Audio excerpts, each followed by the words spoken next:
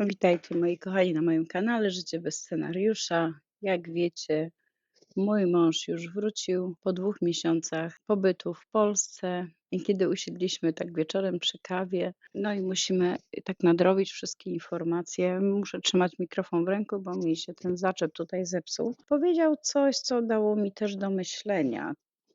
Właśnie związane z emigracją. Mam tu parę notatek, które sobie zrobiłam właśnie, żeby nie zapomnieć o tym Państwu powiedzieć. Polska, z perspektywy mojego męża, Polska bardzo się zmieniła, no ale niektóre rzeczy pozostały bez zmian, takie same, jak były 18 lat temu.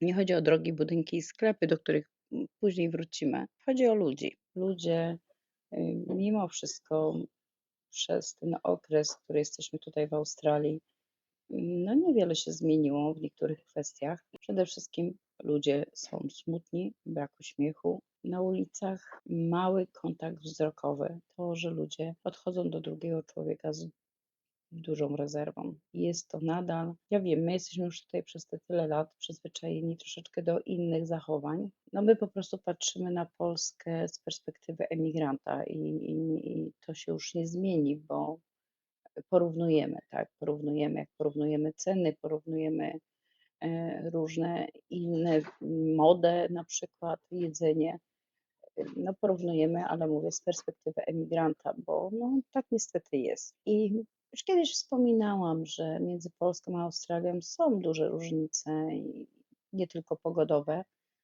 co to jest też jeden z głównych aspektów, ale również Australia działa całkowicie inaczej. Zacznę od tego, co pozytywnie zaskoczyło mojego męża, na przykład w Polsce. Miasta są zadbane, wiele budynków zostało odnowionych, przynajmniej w tej miejscowości, skąd my pochodzimy i rejon Śląska. No, urzędy są oczywiście nowocześniejsze. Wiele spraw można już załatwić, można powiedzieć, w jeden dzień, ale dalej nie wszystkie.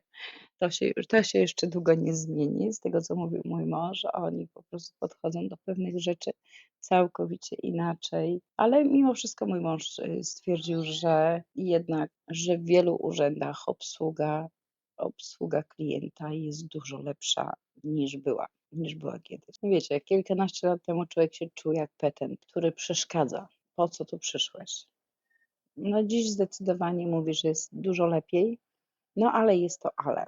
Jest to ale jednak mimo wszystko. Co mam na myśli to ale? Z tego, co mówił mój mąż, przede wszystkim nadal mamy wrażenie, że w Polsce ludzie nie ufają sobie. To jest jeden z takich, mówię, głównych punktów, które zauważył i bez względu na to, czy to był sklep, czy urząd, czy szpital. Często spotykał się z tym, że na pierwszej wizycie traktowali go jakby oczekiwali od niego udowodnij nam, że jesteś uczciwy.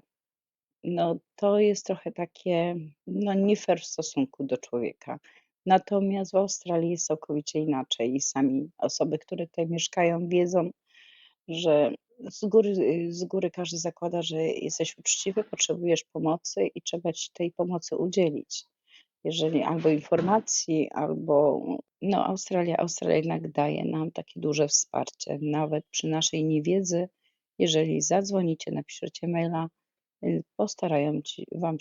postarają Wam odpowiedzieć i udzielić wszelkich informacji. W Polsce jednak tak nie jest. A powiem Wam przykład, co chodzi o urzędy. Na przykład była sytuacja, nie tym razem jak było, tylko poprzednio, załatwiali notarialnie wszystkie prawne sprawy, żeby to było wszystko uregulowane po śmierci mojego teścia. No i sprawa była dla nas ewidentna, że wszystko mamy uwzględnione w tym, co powinno być. Dlatego, że mój mąż jest jedynakiem, więc no, musiał zająć się wszystkimi swoimi sprawami. Po roku czasu pojechał drugi raz z przyczyn zdrowotnych mojej teściowej. No i co się okazało? Że do wszystkiego w akcie notarialnym miał mieć zgodę, zlegalizowane normalnie, prawnie przez notariusza. No ale cóż, pani notariusz nie zrobiła notatki na przykład, że może iść do telefonii komórkowej, bo nie było to uwzględnione w akcie notarialnym. Słuchajcie, to takie bzdury i za to się płaci kary, no bo trzeba było zerwać umowy i w ogóle. No jak się zrywa umowę, no to są też koszty finansowe za zerwanie umowy, otworzenie nowego, żeby to wszystko miało ręce i nogi. Wiecie, to są rzeczy i moim zdaniem jest tak, że jeżeli idę do jakiegoś prawnika czy notariusza, to powinien on powiedzieć mi, co jeszcze potrzebuję, żeby w przyszłości nie było jakichś konsekwencji, że nie będę mógł zrobić pewnych rzeczy, tak?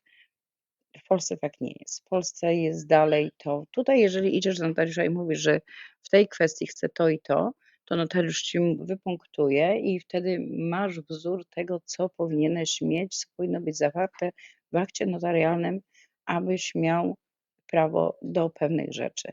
W Polsce tak nie ma. Jak sam na to nie wpadniesz, że jeszcze musisz mieć to, jeszcze musisz mieć to, czy na przykład zgodę do PZU, zgodę do banku, zgodę do, nie wiem, do mieszkania, zgodę do spółdzielni, no to jak to nie jest uwzględnione punkt po punkcie, no to ci powiedzą, że nie. No, absurd, no ale tak jest. Ja zawsze się śmieję, bo tutaj w Australii też tak jest, że niewiedza kosztuje. No i w Polsce jest dokładnie tak samo, że niewiedza kosztuje. No i myśmy to sprawdzili na własnej skórze, że niewiedza kosztuje, a mogliśmy się to były takie pierdoły tam za przeproszeniem, ale mimo wszystko przestrzegam, jeżeli kiedykolwiek będziecie spisywać jakiś akt notarialny, to sprawdźcie pierwsze z prawnikami, co powinniście mieć ujęte w tym wszystkim, bo później są tego konsekwencje i finansowe, i zdrowotne, bo się człowiek stresuje, adrenalina się podnosi. Mój mąż należy do osób bardzo spokojnych, no ale i też mu się już w niektórych momentach po prostu przelało. No, co chodzi o obsługę klienta? No, fizycznie w urzędach można powiedzieć, że na plus dla Polski. Dużo się zmieniło i jednak, ale mimo wszystko, no, patrzą na ciebie, bardzo podejrzliwie. Natomiast co chodzi o sklepy, o obsługę w sklepach, pamiętacie kiedyś to było czego? Na przykład taki tekst można było usłyszeć. Teraz już się to troszeczkę zmieniło, ale to zależy od humoru sprzedawczyni. I mój mąż się śmiał, że mówi czasami mówi: "Wchodziłeś", mówi: "Była bardzo przyjemna atmosfera już w drzwiach, można było to odczuć, natomiast czasami jak się wchodziło do takiego sklepu, to ta patrzyła ta sprzedawczyni, mówi, miała zły humor. No mówi, no aż nie chciało się wchodzić do tego sklepu", mówi, no miny, po prostu wyraz twarzy okropny. Co jeszcze mojego męża zaskoczyło tak w Polsce? Paragony. Paragony po prostu, mm no to jest tak wyrzucanie pieniędzy i niszczenie papieru, bo jeżeli na przykład ja nie mówię, że oni mają nie rejestrować tych paragonów, absolutnie tych zakupów, co chodzi o sklepy, ale mimo wszystko, z tego co mój mąż mówi za każdym razem mówi, wchodząc do sklepu z góry mówi: "Ja nie potrzebuję paragonu. Niech pani tego nie drukuje dla mnie. Ona musi". No po co?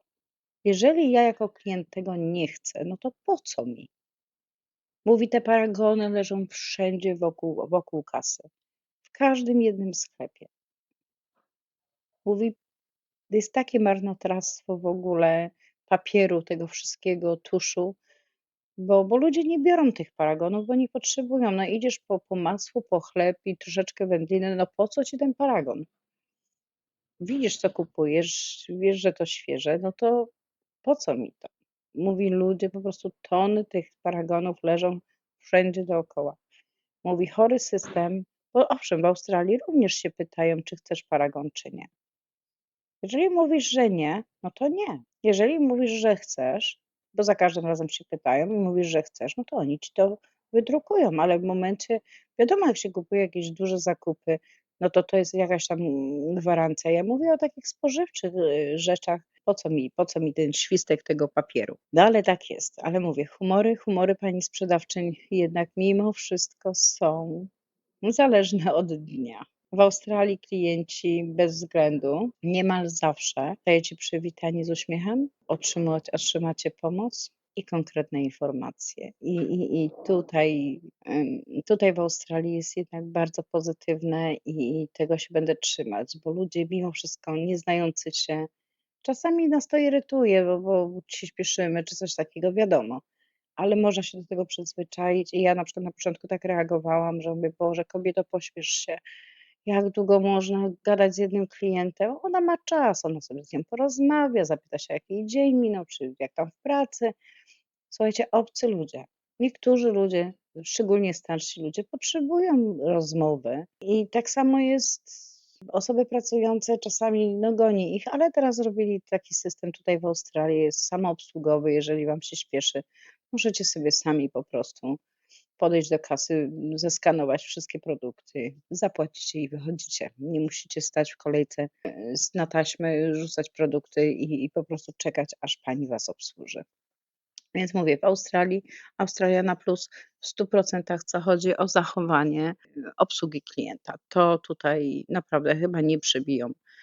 Nie przebije to żaden kraj, bo Australia jest pod tym kątem w 100% bardzo profesjonalna i osobiście mi się to podoba. Mi osobiście się to podoba. To w Australii takie zachowanie to jest po prostu standard. Oczywiście, jak wiecie, musiał wynająć samochód. No, wynajął samochód, oczywiście bardzo pozytywnie podchodził do tego, że bardzo dobra firma. Tam na początku było trochę jakichś nieporozumień, no ale potem się już to wszystko wyjaśniło. No, podpisali tam różne inne dokumenty związane, to już wam wspominałam w którymś odcinku, jak mówił, że na przykład nie można jechać za granicę danym samochodem. No totalna bzdura, nie? Ale wiecie, mm, Polska to jednak kraj Unii Europejskiej, więc mogę jeździć gdzie chcę, a co to za jakieś limity, że ja nie mogę wyjechać za granicę Polski. Na przykład, bo jadę do Czech czy jadę do Niemiec. No, więc tam trochę było nieporozumień, no ale to wszystko tam wyklarowali. No i miał samochód przez te 2 miesiące wynajęty. Przede wszystkim, co może powiedzieć, co chodzi o samochody, o drogę, o paliwo. Drogi, główne te drogi w miarę te szybkiego ruchu są w miarę, no, dobrze rozlokowane, zjazdy porobione, wszystko w miarę podobnie jak tutaj już w Australii. Natomiast te osiedlowe drogi są, powiedział, masakra. Mówi, był tam 2 miesiące, mówi, narobili pełno dróg jednokierunkowych, no dla bezpieczeństwa, wiadomo jak to na osiedlu. No ale mówi, jak to robili i robili i robili. 2 miesiące on wyjeżdżał, oni jeszcze tego nie zrobili. Mówi, jakiegoś tam małego, krótkiego odcinka. Na minus miejsca parkingowe. Bardzo duży problem z parkowaniem na osiedlach. Mówi, że po prostu samochód na samochodzie i samochodem pogania. Zaczynają wracać ludzie w godzinach pracy, po godzinach pracy. Mówi, to po prostu jest wyścig. Jest wyścig. Porobili wszędzie betonoza na osiedlach. Mówi, zostały zagajniki. Ja wam potem puszczę takie przebitki, właśnie jak to tam wyglądało na przykład u mnie, w mojej miejscowości, tam gdzie był mój mąż, w Knorowie, koło Gliwic. I mówi, pięknie, mówi, naprawdę pięknie, wszystko wypuzzlowane, ale mówi, co z tego? Mówi, drzewa rosną, korzenie wypychają tą kostkę brukową. Mówi, można zęby stracić szybciej niż się myśli. Mówi, no bo są nierówne te drogi, nierówne te chodniki. Mówi, no sama betonoza, mało co takich skwerów dla dzieci. Bardziej przy szkołach to jeszcze coś tam można zobaczyć, jakieś tam siłownie na świeżym powietrzu czy coś, co też jest nowością, bo wcześniej tego nie było. Czyli dla nas po tylu latach jest to jakiś tam progres, czyli jakieś posunięcie spraw do przodu. Domy, bloki ładnie odmalowane, remontowane, można powiedzieć na bieżąco, ale to na osiedlach. Natomiast no niestety poboczne, już takie te stare ulice, no to wszystko upada, to niszczeje, to no nie jest tak restaurowane. Jak je wyjeżdżacie z drogi szybkiego ruchu, wjeżdżacie, jest przepięknie, kolorowo, pięknie zadbane, czyściutko, bo co chodzi o czystość, no nie można powiedzieć, w Polsce zawsze było czysto i jest czysto. ale mimo wszystko mówi, no sytuacja drogowa dalej jest, rozgrzebią, zostawią, zajmują się czymś innym, zamiast skończyć jedno, zrobić drugie, to wszystkie sroki za ogon chcą ciągnąć, a nic nie jest pokończone i trwa to miesiącami. To jest taka obserwacja mojego męża, co w Australii jest absolutnie inaczej. Tu właśnie wybierają do remontów taki moment, przeważnie nocny, że robią, gdzie ruch jest dużo słabszy i wtedy zamykają na przykład drogi, remontują i rano jak już się budzimy, jedziemy do pracy, wszystko wraca do normy. Ewentualnie są mini objazdy porobione, no bo dalej jakaś tam praca trwa, ale robią to w danym okresie i tutaj jest na przykład zawsze są tablice takie informacyjne, że od tego dnia do tego na przykład ta droga będzie zamknięta. I ona jest. Piszą 2 tygodnie, to 2 tygodnie ona jest zamknięta i przez te 2 tygodnie oni robią non stop, żeby to skończyć. Nie skakają z kwiatka na kwiatek, że trochę tu i nic nie jest skończone. Nie. Tu w Australii jest konkret. Jest kontrakt podpisany, macie na to 2 tygodnie i macie to wykonać. Tu organizacja pod tym kątem w Australii na plus, w Polsce na minus. No ale ja pamiętam, jak żeśmy wylatywali 18 lat temu do Australii, to też tak było. Jechaliśmy do Krakowa na lotnisko i kurczę, robili tą drogę szybkiego ruchu i tylko same objazdy były. Ja mówię, ja pierniczę, jeszcze na samolot nie zdążymy. No, bo wiecznie objazdy, prędkość, minimalna. No, paliwo w Australii tańsze. Mimo wszystko po tych podwyżkach, po tych różnych sytuacjach wojennych, niewojennych, przedwojennych, powojennych, mimo wszystko w Australii paliwo tańsze niż w Polsce. Też taka ciekawostka. Co jest też ciekawe, mój mąż stwierdził, że co się jeszcze nie zmieniło po tylu latach? Kombinowanie. Kombinowanie jednak to jest nasza cecha narodowa chyba. Część naszej narodowej mentalności. Może da się załatwić szybciej, może kogoś znasz. Wszystko idzie to tak naokoło. Nic nie można, że zadzwonisz, umówisz się i zrobisz. Nie, ludzie dalej kombinują, żeby było taniej, żeby albo załatwię to sam, kupię części, zrobię sam. To dalej jest w polskiej mentalności. Nie ma czegoś takiego, że auto się psuje, po prostu dajesz do serwisu, tak jak jest tu w Australii. I nie siedzisz pod tym autem godzinami i nie grzebiesz, tylko dajesz do serwisu i serwis cię informuje, co jest zepsute, ile będzie kosztować i czy się zgadzasz, czy nie. Natomiast w Polsce dalej jest jednak ludzie kombinują coś po taniu, coś u kogoś, po znajomych. Nie ma dalej takiego luzu.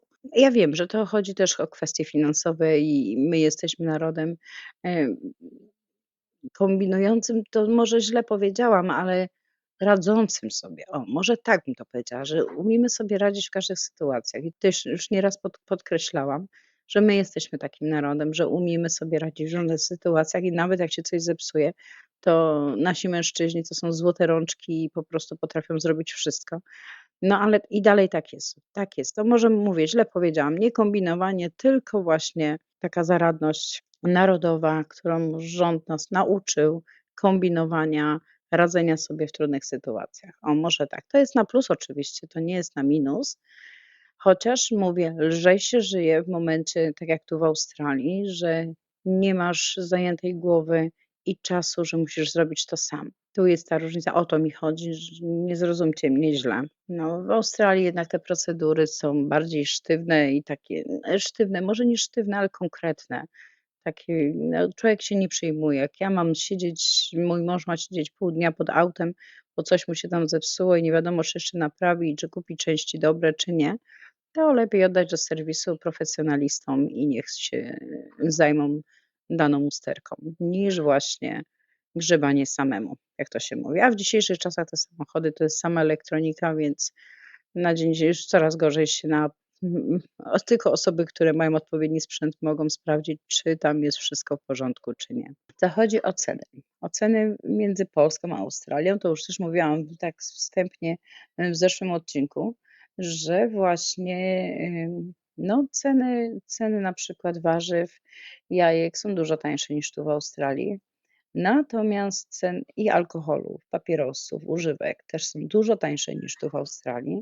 No ale natomiast wędliny, chleby, no to już są ceny dość konkretne. Mąż mi mówił, że na przykład wędliny, jakieś szyneczki czy tam kiełbaski, no od 20 zł do 40 zł za kilogram. Dużo, niedużo, nie wiem, nie znam się na tym. Ja wam pokazywałam, jeżeli ktoś nie oglądał, w sklepie chorwackim, w którym byłam, jakie są ceny, podawałam. Więc wygląda to tutaj dużo, że są drogie, bo są drogie. Ja nie powiem, że one są tu tanie, one są tu drogie, no bo to jest deficytowy towar. Tutaj nie ma nadwyżek. Są pojedyncze sklepy włoskie, polskie czy właśnie innych narodowości europejskich, które mają zbliżone potrawy do naszych. No i jak nas smak tutaj naleci, no to wtedy po prostu jedziemy do takiego sklepu, robimy takie większe zakupy. No bo tak tutaj jest. Jedna pani mi napisała w komentarzu, do tego zaraz wam przeczytam. Ja się tak śmiałam.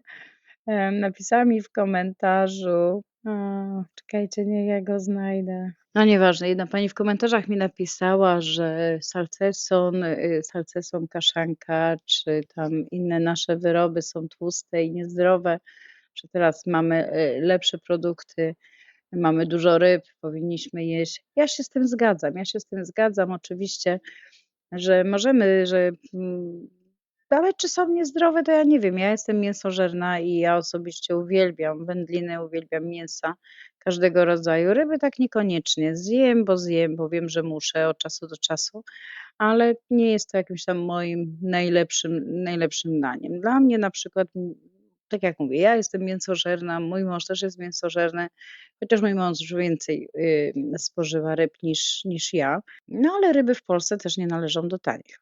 Tak samo jak tu w Australii. I co jest dziwne, bo w Australii mamy ocean naprawdę naokoło Australii i te ryby też mają swoją cenę.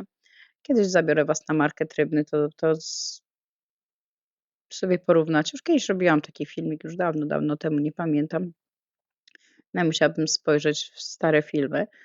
Ale właśnie mówię, ryby też nie są tutaj tanie. No, a co chodzi o właśnie takie produkty, mięso, wędliny, co są w Polsce od 20 do 40 zł za kilogram.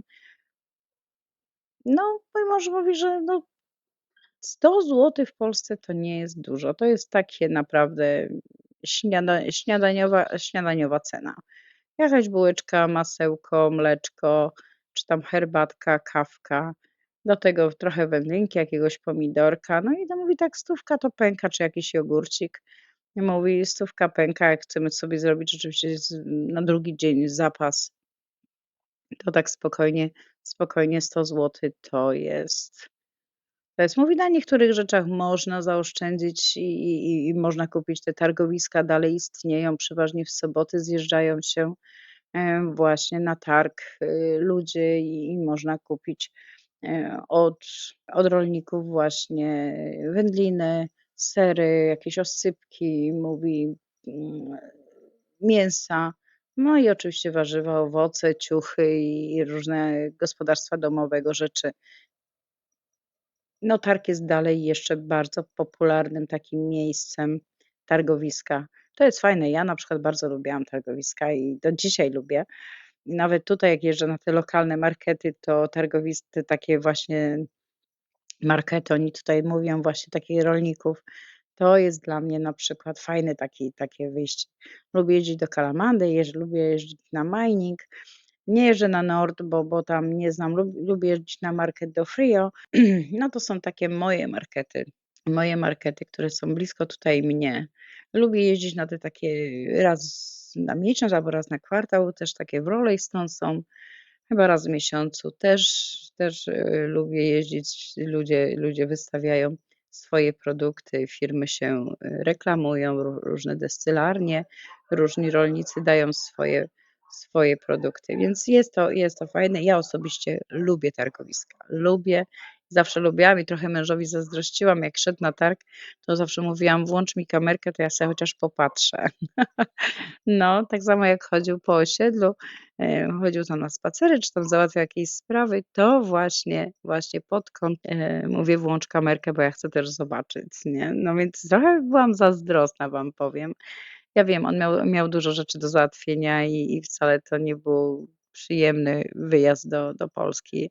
Było to bardzo dużo rzeczy do ogarnięcia, no ale dzięki Bogu wszystko się udało. No wracając do naszych cen, no mąż mówił, że papierosy, no wiecie, ja palę, no to te 20–26 zł za paczkę, no to stosunkowo tu do Australii. Australia ma potrójną cenę. No, tutaj są drogie, no w Polsce jeszcze jest to tańsze. Alkohol, piwa też dużo tańsze, wysokoprocentowe piwa, na przykład w Polsce.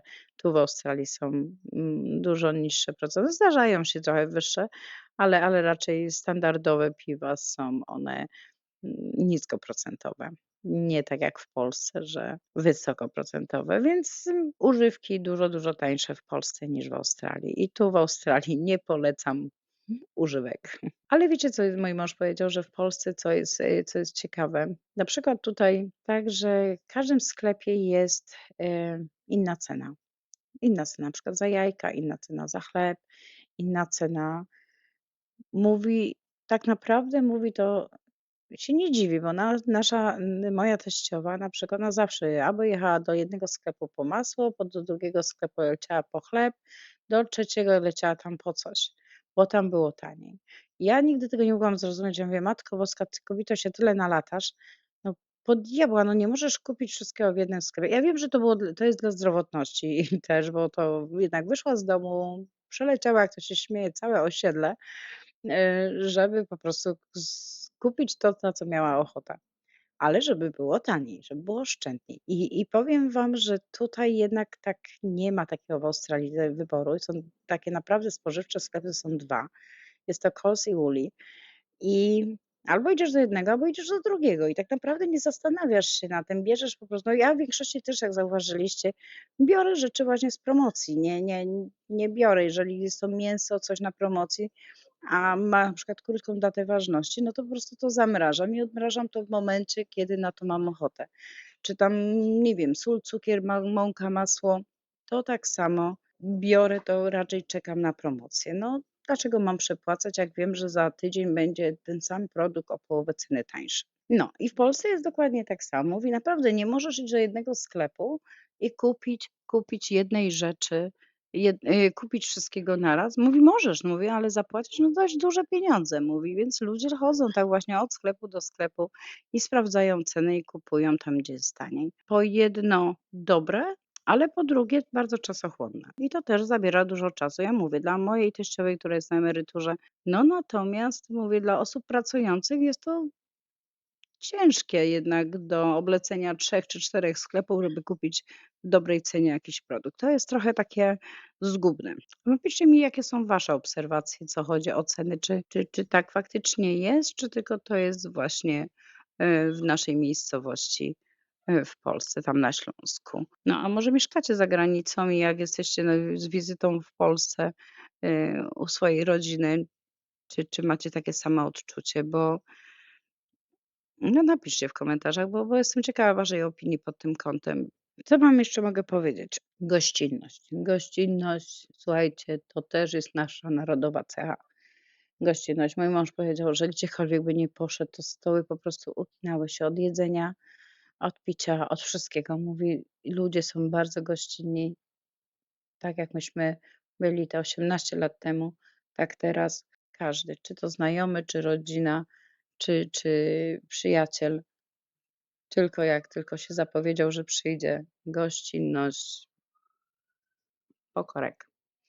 Co też jest fajne i mówię, to też jest nasza narodowa cecha, że jak idziemy w gości albo wiemy, że mamy mieć gości, umiemy się postawić, jak to się mówi, przygotowujemy się do tego, potrafimy ludzi ugościć. Czym chata bogata? No taka jest prawda i to jest właśnie też fajne. To jest fajne w Polsce i tego mi brakuje. I mój mąż mówi, że już się też zmieniło w Polsce, że jednak trzeba się umówić na spotkanie, no bo każdy jest zajęty, każdy ma swoje życie, co kiedyś tego nie było, bo nie było telefonów, nie było komórek. Telefon miał jeden sąsiad w całym bloku, więc, szło się na kawę do sąsiadki, to się pukało tylko: „Jesteś w domu? Przechodzę na kawę”. I naprawdę, i tak było kiedyś. Ja to pamiętam jeszcze jak byłam dzieckiem, w naszym domu zawsze się przewijało bardzo dużo ludzi. I tak samo moi rodzice też chodzili do sąsiadów na różne, granie w karty, czy tam, jak to mówią, na kielicha, bo tak kiedyś było. I ludzie się spotykali, rozmawiali, śmiali, tańczyli, bawili się i naprawdę na tych małych, kurde, metrażach tych domków, tych mieszkań w bloku. I słuchajcie, to życie aż żyło, to było słychać. Tam naprawdę cała klatka schodowa to byli jedni wielcy znajomi. Można powiedzieć, jeden na drugiego mógł liczyć. Teraz tak naprawdę nie wiedzą, kto obok ciebie mieszka, no bo już to troszeczkę zanika. Ludzie się, ale mimo wszystko gościnność, gościnność. No, ja jestem też dumna i też się śmieję tutaj w Australii, bo moje córki też są bardzo gościnne i jeżeli tylko wiedzą, że ktoś ma przyjść, wiedzą. Nawet jak nie wiedzą, no jak ktoś przyjdzie, to po prostu czym chata bogata, częstują tym, czym mają. A mówię, w innych narodowościach to tak naprawdę patrzą na zegarek i się pytają: „A może się nawet kawy nie napijesz?” No, to tak w miarę moich obserwacji mój mąż mówi, że naprawdę gdziekolwiek by nie poszedł, ludzie po prostu, każdy go gościł, no, jakby nie wiadomo, co by się nie wydarzyło. Po prostu często i on się nie zapowiadał, tylko po prostu pukał i wchodził. Ale mówi zaraz kawa, herbata, coś słodkiego, coś na słono, no i oczywiście kielicha do tego, no bo to wiadomo, jak się długo nie widzieli, no to trzeba to pogadać w odpowiedniej atmosferze. No to jest fajne, to jest, mówię, nasza polska gościnność. Ja mówię, nie namawiam do picia alkoholu, broń Boże, ale to też jest dla ludzi i mój mąż mówi, że śmiał się, mówi, no mówi: „Tego nie szło przejeść”, mówi, „tego nie szło przejeść”. Ci ludzie się, mówi, skrzyczałem, że mówi: „Przestańcie przynosić, ja już nie mogę jeść”. Mówi: „Utyłem”, mówi, „ponad 5 kilo w Polsce”. Mówi: „Wszędzie mnie karmili jak kaczkę”, mówi. Mówi, a my tu w Australii już jemy też troszeczkę inaczej. My tu bardziej żyjemy na tych warzywach, owocach, no bo one są tutaj smaczne. No i na mięsie, no tak jak mówię, my jesteśmy mięsożerni, my bez mięsa nie ma jedzenia. My musimy mieć mięcho, musimy mieć kiełbachę, musimy mieć od czasu do czasu jakąś tłustą kaszanę, no więc to jesteśmy my. No ale tacy jesteśmy, tak lubimy i tak jemy. No, ograniczamy pewne rzeczy z przyczyn zdrowotnych, ale tak naprawdę od czasu do czasu sobie pozwalamy na taką dyspensę i jemy co chcemy. No, mam tutaj jeszcze, takie jeszcze wracając do cen, jeszcze, tutaj sobie napisałam kilka takich uwag mojego męża. Leki. Leki w Polsce są bardzo, bardzo drogie.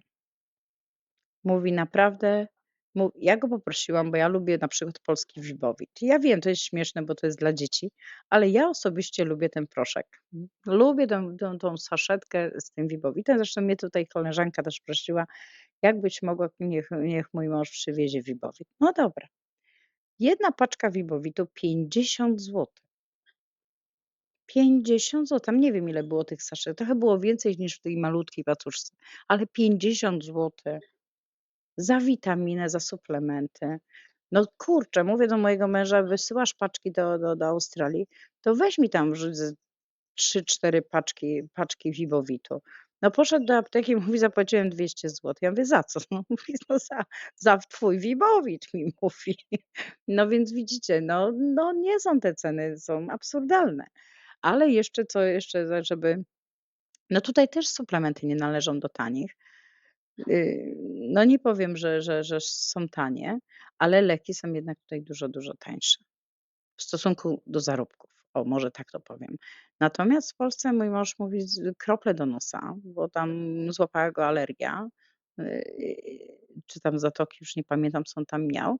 I mówi, że naprawdę, mówi, ceny są Każde jedno opakowanie 50, 60, 70, 35 to jest chyba Rutinoskorbin czy tam 10. No, mówi takie z takich suplementów. No, więc mówi, że leki nie należą do tanich. Leczenie się w Polsce jest dosyć drogie i wracając do leczenia, no bo przeszedł całą tą procedurę ze swoją mamą, no jest jednak, w Polsce jest to absurd. Służba zdrowia to jest absurd i co chodzi o państwową służbę zdrowia. To jest jakieś duże nieporozumienie. Mój mąż mówi, że jeżeli nie pójdziesz prywatnie, no nie załatwisz nic szybko. Nie ma takiej opcji. Na wszystko trzeba czekać. Na wszystko. Z przyczyn, że moja teściowa miała urazy, połamała sobie parę części ciała. No więc, była w gipsie i ble, ble, ble i tam wszystko, no powolutku to wszystko dochodziło do siebie. No i mój mąż, chciał załatwić jej, rehabilitację. Rehabilitację właśnie ze szpitala, że, po ściągnięciu gipsów, czy będzie mogła skorzystać z rehabilitacji, no żeby to wszystko rozruszać, te mięśnie, jednak, jest osobą już przed 80. No i powiedzieli nie. Rozumiecie to? Powiedzieli nie, bo oni nie mają miejsca. On się może zapisać, a on mówi: „No to jak długo będziemy czekać?” No, od 3 do 6 miesięcy. Mówi: „No przecież to wszystko będzie już zastane, to jak ona się ma rehabilitować?” Słuchajcie, tak jest właśnie w Polsce, jest totalny absurd. Tu w Australii nie wypuszczą cię ze szpitala. Nie wypuszczą cię ze szpitala, jeżeli masz urazy, żebyś nie prowadził rehabilitacji. Tu z automatu szpital tu z automatu szpital to załatwia, w Polsce nie. Oczywiście prywatnie tak, prywatnie załatwicie od ręki. Na Fundusz Zdrowia nie ma takiej opcji. A jeszcze co najciekawsze, znaleźliśmy ośrodek, mój mąż znalazł ośrodek rehabilitacyjny dla swojej mamy i wyobraźcie sobie, była to odległość powyżej tam, nie wiem, już nie chcę was skłamać. No i co? Za każdy dojazd do kontroli do ortopedy 1000 zł. Sam przejazd, żeby przewieźć ją z punktu A do punktu B. No bo nigdzie indziej nie znalazł takiego ośrodka, więc potrzebował ośrodek rehabilitacyjny dla mamy, żeby ktoś się mógł nią zająć. A żeby jechać na wizytę kontrolną do lekarza ortopedy w Gliwicach, niestety za każdym razem płacił 1000 zł za karetkę, która ją przewiezie z punktu A do punktu B, gdzie to powinno być już w ramach leczenia. Oni by to zrobili, jakby to było chyba mniej niż tam 20 kilometrów czy coś takiego. No więc się płaciło, no bo co? Nie było wyjścia, trzeba było, jak to mówią, teściową doprowadzić do stanu, no ja się śmieję, używalności. No bidna, połamała się w paru miejscach, to nie było to przyjemne. Nie ma z czego się śmiać, ale właśnie, no prywatnie, wszystko prywatnie, nic na Fundusz Zdrowia. Na Fundusz Zdrowia jedynie była wizyta w szpitalu. To tak, to było na Fundusz Zdrowia i tu nie było najmniejszych problemów. Operacje też były na Fundusz Zdrowia, bo tam trzeba było otwierać, łamać, znowu wsadzać w gips, więc długa historia. No, ale po urazach już cała reszta, jeżeli oni zrobią tą pełną procedurę, już wszystko jest w waszym zakresie, albo czekacie i po prostu nie macie rehabilitacji, albo robicie ją na własną rękę tylko w domu, co nie jest w porządku w stosunku do zdrowia kobiety, do zdrowia człowieka. No, to jest takie, tak tak ogólnikowo wam mogłam powiedzieć, takie spostrzeżenia mojego męża, właśnie na sytuację w Polsce. No i mojego męża oczywiście przybiła pogoda. Był 2 miesiące i 2 miesiące, mówi, było w kwietniu zimno, mroźno, mówi, zero słońca, pochmurnie, depresyjnie. Mówi, przed samym wylotem, mówi, w maju miał tydzień słoneczka, mówi, i to tak, że było przyjemnie, że można było w krótkim rękawku sobie posiedzieć na ogrodzie u mojego brata. bo mówi cały czas było lodowato. Mówi tak depresyjna mówi pogoda, że mówi w życiu. I śmiałam się, bo przyleciał tutaj do Perth i u nas zaczęło padać. Ja mówię: „Cholera jasna, przywiozłeś nam kuźwa brzydką pogodę, nie?” No więc żeśmy się śmiały. Mówi: „Wiesz co, niby brzydka, bo leje w nocy”, mówi, „ale w dzień i tak jest pięknie, jest słonecznie”, mówi, „bez porównania”. No, pogoda, mówi, ładnie się zrobiło oczywiście, bo to wiosna, wszystko kwitnie, mówi, pachnie i w ogóle. Ale mówi, mimo wszystko był parę razy, bo, był w górach, no mówi miasta, co chodzi turystycznie, są pięknie zrobione i ten, ale mówi bardzo drogo, mówi. I na przykład, mówi chodził sobie na obiady tam u nas w naszej miejscowości. Mówi, no to tak za dobry obiad, zupa i drugie danie, tak 30 zł, do 30 zł maksymalnie płacił właśnie na przykład za obiad. A mówi, że jak już jechał w góry takie bardziej turystyczne, no to 70 zł minimum na jedną osobę i to tylko jedno danie, czyli albo zupa, albo drugie danie.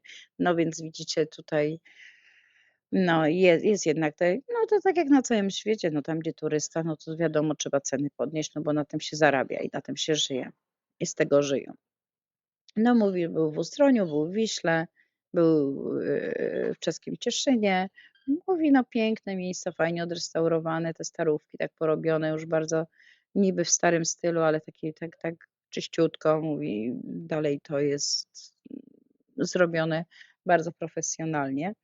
No ale mówi co no, mówi pojedziesz 2 ulice dalej, mówi patrzysz, widzisz te slumsy, widzisz te takie domy zaniedbane. Mówi, bo dalej to jest. I u nas nawet w naszej miejscowości też jest taka stary Knurów, gdzie na Starym Knurowie, no też mówi niektóre te budynki, no szkoda, że są tak zaniedbane. Może kiedyś ktoś się za to weźmie. Mówi osiedla, co chodzi o blokowiska, ładne, zadbane, kolorowe, przyjemne, no dużo betonozy, no bo to wszędzie parkingi robią zamiast zieleni. No, mówi, że jest fajne miejsce, tam gdzie myśmy mieszkali, jak ktoś wie, a wiem, że mam tutaj, widzów, którzy, pochodzą z mojej miejscowości i i właśnie mieszkali na ulicy Szpitalnej. Tam, gdzie myśmy mieli pierwsze nasze mieszkanie, to tam zrobili piękną taką, solarnię i można sobie wdychać, piękne, sole mineralne, co na Śląsku jest bardzo dobre, bo to jest potrzebne, bo jednak zanieczyszczenie jednak jest jeszcze na tym Śląsku mimo wszystko. Już nie tak, jak było kiedyś, ale dalej istnieje. No, to się nagadałam. Powiem wam, muszę teraz ten film złożyć.